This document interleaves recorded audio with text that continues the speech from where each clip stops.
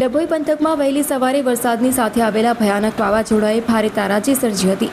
છેડભોઈ તાલુકાના ઓરડી ગામ અને તેની આસપાસના વિસ્તારોમાં કુદરતે એવો કહેર વર્તાવ્યો છે કે ખેડૂતોના મોંએ આવેલો કોળિયો છીનવાઈ ગયો છે. અંદાજે 100 એકર જમીનમાં વાવેલો કેળાનો પાક સંપૂર્ણપણે નાશ થઈ જતા ખેડૂતોને ₹50 લાખથી પણ વધુનું મોટું નુકસાન વેઠવવાનો વારો આપ્યો છે. પાક લણણીના આખરી સમયે જ કુદરત રૂઠી ઓરડી ગામના વિસ્તારોમાં ખેડૂતે મોટા પાયે કેળાની ખેતી કરે છે. ચાલુ વર્ષે કેળાનો પાક ઉત્તમ હતો અને જગતનો તાત પાક ઉતારી તેને બજારમાં વેચવાની આખરી તૈયારીઓમાં જ હતો. બરાબર એ જ સમયે વરસાદ સાથે આવેલા તીવ્ર પવને સમગ્ર વિસ્તારને બાનમાં લીધો હતો.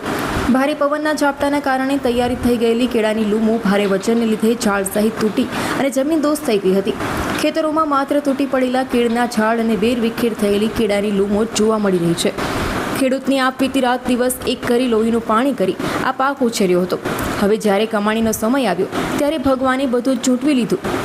વ્યાજે રૂપિયા લાવી ખેતી કરનાર ખેડૂત લાચાર બન્યો.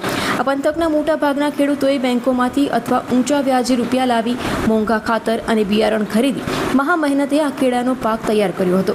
આશા હતી કે સારો પાક થતાં દેવું ચૂકવાઈ જશે અને પરિવારનું ગુજરાન ચાલશે, પરંતુ કુદરતી આફતે ખેડૂતોની તમામ આશાઓ પર પાણી ફેરવી દીધું હતું.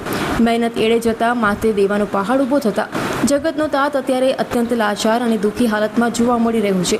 સરકાર પાસે વળતરની આશા આવા કપરા અને સંકટના સમયમાં હવે ઓરડી ગામના પીડિત ખેડૂતોની સરકાર પાસે એક જ આશા અને માંગણી છે: સર્વેની કામગીરી. કૃષિ વિભાગ દ્વારા તાત્કાલિક ધોરણે નુકસાનની સર્વેનો કરવામાં આવે, યોગ્ય વળતર, આર્થિક રીતે તૂટી ગયેલા ખેડૂતોને સરકાર તરફથી વહેલી તકે યોગ્ય સહાય અને વિશેષ પેકેજ ચૂકવવામાં આવે, જેથી તેઓ આ સંકટમાંથી બહાર આવી શકે. ખેડૂતોની સ્થિતિ ખરેખર ચિંતાજનક છે અને તંત્ર દ્વારા આ બાબતે ઝડપી પગલાં લેવાય તે પણ અત્યંત જરૂરી છે.